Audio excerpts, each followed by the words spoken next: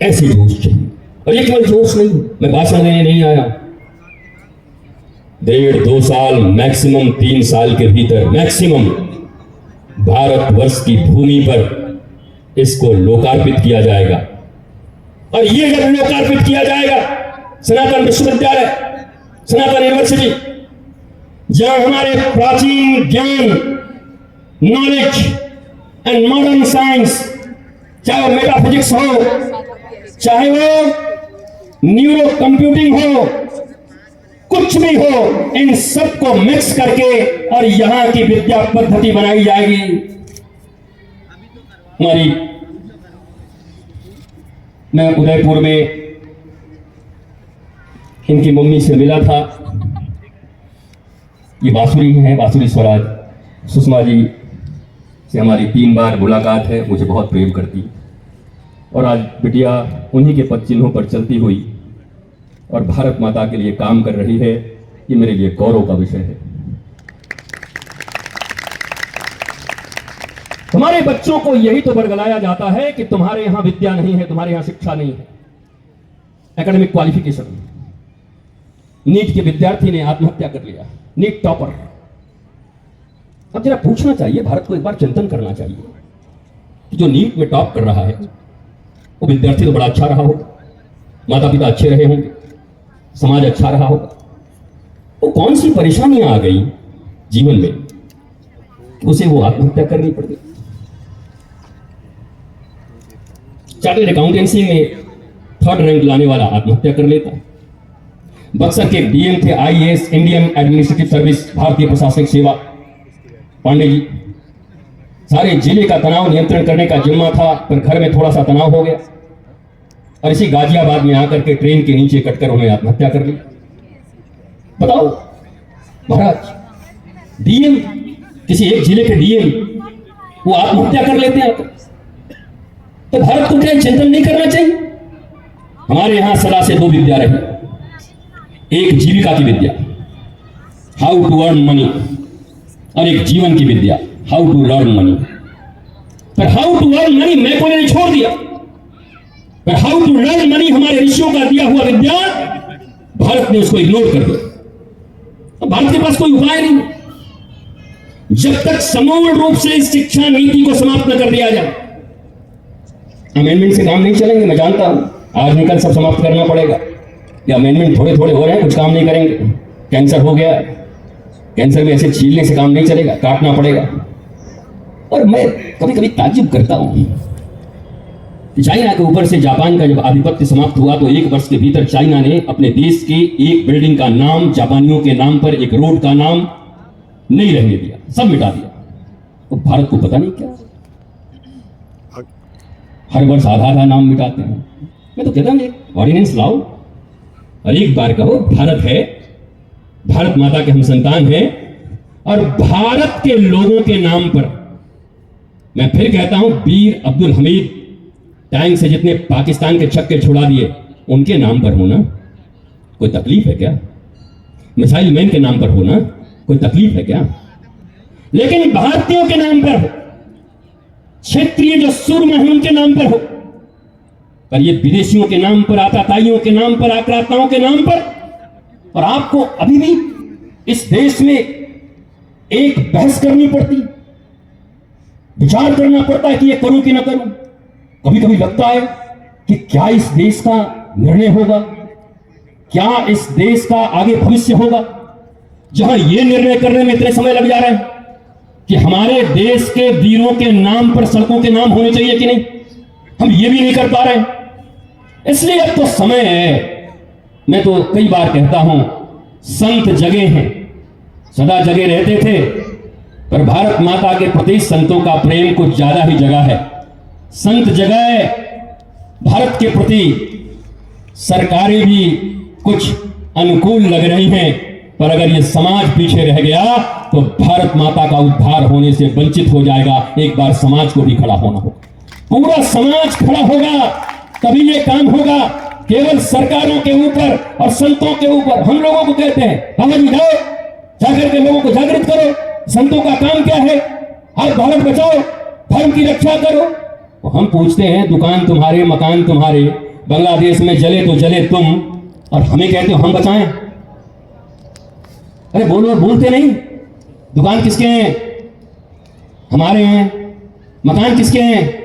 हमारे हैं। बच्चे किसके हैं? नहीं है। भारत माता की संतानें ही मेरे भाई बहन हैं। लेकिन तुमने तो अपने गर्भ से जन्म दिया है। एक बिंदु वंश होता है, एक नाद वंश होता है। संत का नाद वंश होता है, रक्त से नहीं होते, पर शिष्यता के आधार पर वो उनके संतान होते हैं। पर तुम्हारे तो गर्भ से वो जन्म लिए हैं, तुम क्यों नहीं बचाते? महात्मा लोगों का क्या काम है? धर्म की रक्षा करें और आप रबड़ी खाएं, पिक्चर देखे जाके मल्टीप्लेक्स में, और बांग्लादेश की तरह तुम्हें बांध कर तुम्हारी बच्चियों को सामने ही मार दिया जाए। कितनी कुत्सित हरकतें की जाए। 1 लाख से ज्यादा गुरु भाई मेरे रहते हैं बांग्लादेश में, मेरे गुरु वहीं के थे। इसलिए मेरी वीडियो जो देखे, जो कुछ आया ऑथेंटिक, 1 लाख अभी नहीं है। तो आप चिंता नहीं करते। संतों का काम है देश बचाना, राजनेताओं का काम है देश बचाना। अरे जाते जाते एक बात कही देता हूं, सुनोगे तो अच्छा लगेगा। हमारी चक्कर में पड़ना, इतना माल पानी है कि स्विट्जरलैंड चले जाएंगे रहने के लिए। और ज्यादा बड़े बड़े लोगों के चक्कर मत पड़ना, ये सब का व्यवस्था है। और तेरा क्या होगा कालिया? तुम क्या करोगे? बच्चे तुम्हारे, रिश्ते तुम्हारे, घर तुम्हारा, दुकान तुम्हारे, भारत तुम्हारा, मोहल्ले तुम्हारे, राज्य तुम्हारे, जिले तुम्हारे। तुम क्यों नहीं बचाते? तुमने तो एक ही विद्या पढ़ ली है, बाप बड़ा ना भैया, सबसे बड़ा रुपया, ताता भैया ताता। कुछ काम नहीं आएगा।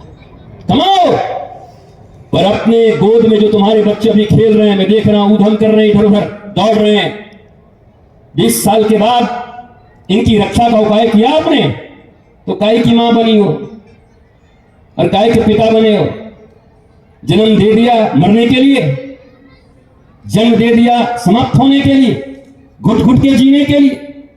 इनकी कोई व्यवस्था ना करोगे?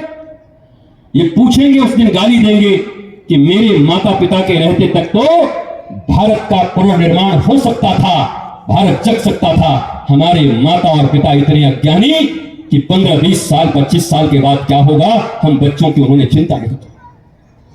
ये तुम्हारा काम। अगर तुम न किए तो कोई नहीं करेगा। तुम्हारे पेट से जन्म लिए बच्चों को तुम ही बचा सकते अपनी जागृति से। और जो बचा रहे हैं उनका सहयोग करते, जो बचाते हैं उनका सहयोग नहीं करते, जो साथ खड़े हैं उनको देख के निकल जाते हैं।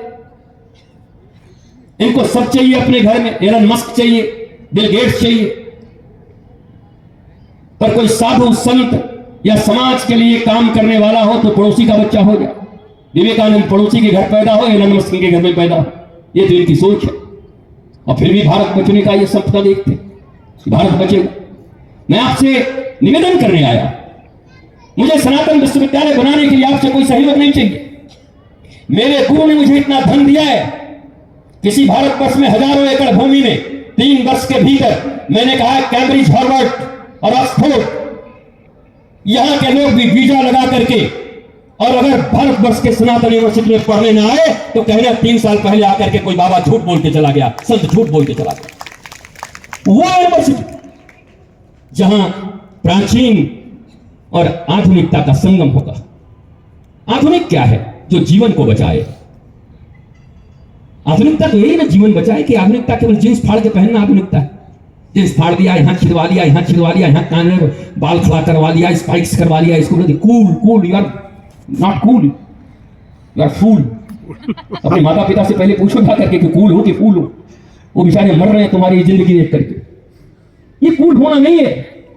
कूल होना यह है कि मैं विपरीत से विपरीत परिस्थितियों में भी श्री कृष्ण की तरह, श्री कृष्ण भगवान के जीवन में और राम भगवान के जीवन में विपरीत से विपरीत परिस्थितियां आती हैं, उसके बाद भी वो कूल है, आनंदित है। ऋषियों के जीवन में विपरीत से विपरीत परिस्थितियां आती हैं, उसके बाद भी वो कूल है। और ये कूलनेस केवल ज्ञान दे सकता है। Knowledge is the key of success, nothing else.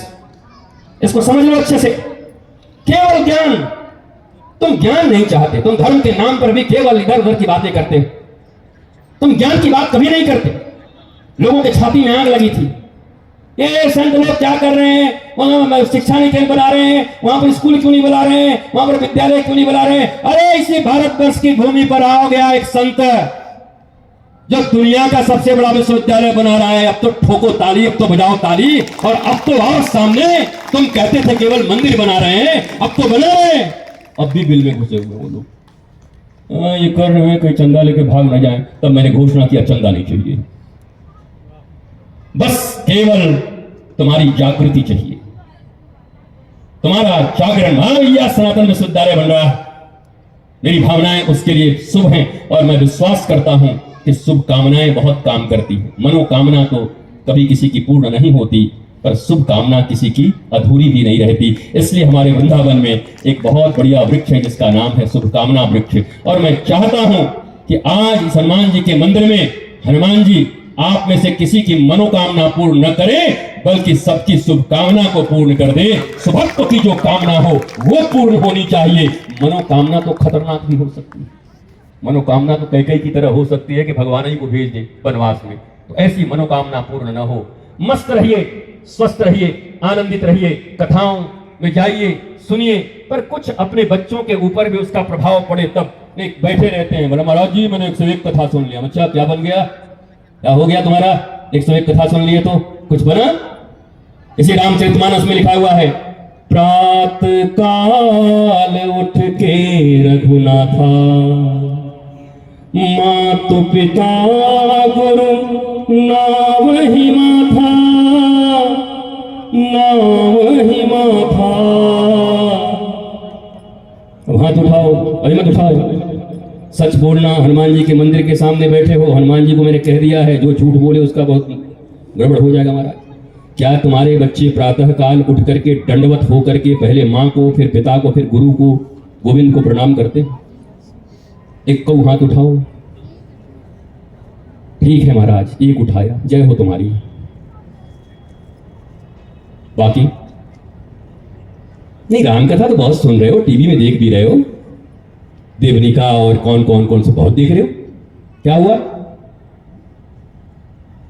यहां तो ऐसा है बांसुरी बिटिया, इधर है प्रात काल उठ के रघुनाथा, मातु पिता गुरु ना वही माथा। और यहाँ है प्रात काल उठ के अनाथा, मोबाइल में मार ही माथा। मैं तो मोबाइल में माथा मार रहा है सुबह से उठ के। रघुनाथा तो प्रणाम कर रहे हैं माता पिता को, और ये अनाथ न माता को प्रणाम कर रहा है, न पिता को प्रणाम कर रहा है, न गुरु को प्रणाम कर रहा है। मातृदेवो भव, पितृदेवो भव, आचार्य देवो भव, इन तीनों देवों में से किसी को प्रणाम करने को राजी नहीं है,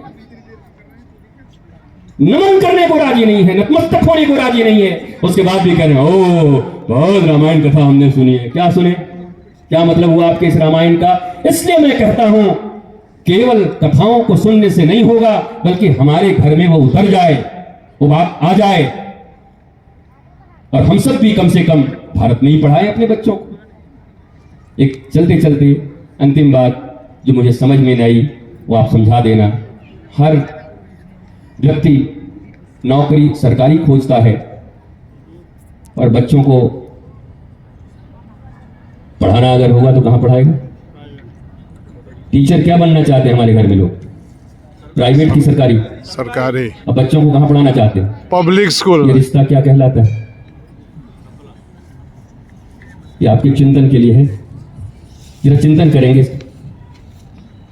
हर आदमी चाहता है कि मुझे सरकारी शिक्षक की नौकरी मिल जाए, और अपने बच्चे को प्राइवेट स्कूल में पढ़ाता है। भारत सरकार को, राज्य की सरकार को, संतों को और जनता को यह रिश्ता क्या कहलाता है खोजना चाहिए। क्या कारण है? नौकरी सरकारी और पढ़ाई। डॉक्टर बनना है तो कहां बनना चाहते? बड़े से बड़े एम्स में हो जाए, मामला बन जाए, सरकारी हॉस्पिटल में हो जाए, बैठे बैठे खाएं। और जब इलाज कराना हो तो बोलो जी, दिल्ली वालों को तो उपलब्ध भी है, बहुत सारे आपके पास हैं। बाकी भारत के गांवों की सोचो, तो आपको समझ नहीं आता कि सभी लोग थोड़े बेईमानी पे उतरे हुए हैं। तो जैसा मैंने कहा कि अपने लिए अच्छा ऑर्गेनिक फूड 1 बीघे में और बाकी जहर पैदा कर रहे हैं, वो किसके लिए पैदा कर रहे हैं? इंसान को मारने के लिए। ऐसे लोग इंसान हो सकते हैं? तो क्या धर्म ये नहीं है? कभी ये धर्म का उनको मर्म नहीं समझाया जाता कि हजारों एकड़ में ये जो जहर पैदा कर रहे हो, किसके लिए पैदा कर रहे हो? बोले एक्सपोर्ट करेंगे। तुम जान मारोगे लोगों का, तुम जहर खिलाओगे लोगों को।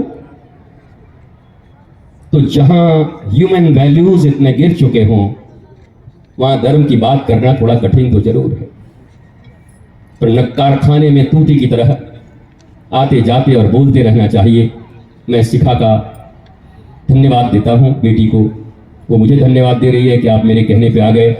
मैं तुझे धन्यवाद देता हूं कि दिल्ली में बहुत आना नहीं होता, पर हनुमान जी के इस प्रांगण में आकर और लोगों से वार्ता करके हर जीत की भी जिद रही गई, आनंद हो गया, मौज आ गई। आप सब भी प्रसन्न रहिए। सीने में आग तो बहुत हैं, पर अब इतना भी ना निकालूं कि आप जल ही जाएं। थोड़े ठंडे रहें, इतने में तो इतनी आग लग गई कि मत पूछो। पर जरूर इतना कहता हूं, आप निरंतर इन सब चीजों को सुना करिए। सुनते सुनते सुनते हमने अपने जमाने में देखा था टीवी ऐड, हरजीत लिखते लिखते लब हो जाए रोटोमैक। तो हमें भी ऐसा लगता है कि भारत माता के प्रति और धर्म के प्रति सुनते सुनते भी एक दिन लब हो जाएगा भारत माता से। इसलिए सुनना बंद मत करना, जरूर सुनना। अपने बच्चों को ले जाना, परिवारों को ले जाना, बिठाना। ये मैकॉले की शिक्षा एक शाम न भी मिले, ट्यूशन इत्यादि से छुड़वा देना। कोई संत आ रहे हो राष्ट्र की बातें करने, चिंतन करने, तो ले आना बच्चों को। ये ट्यूशन बहुत काम नहीं आएंगे, याद रख लेना। एकेडमिक क्वालिफिकेशन मेरे पास भी बहुत है, डॉक्टर रितेश्वर। तो उस एकेडमिक क्वालिफिकेशन का मुझे कोई लाभ नहीं मिला।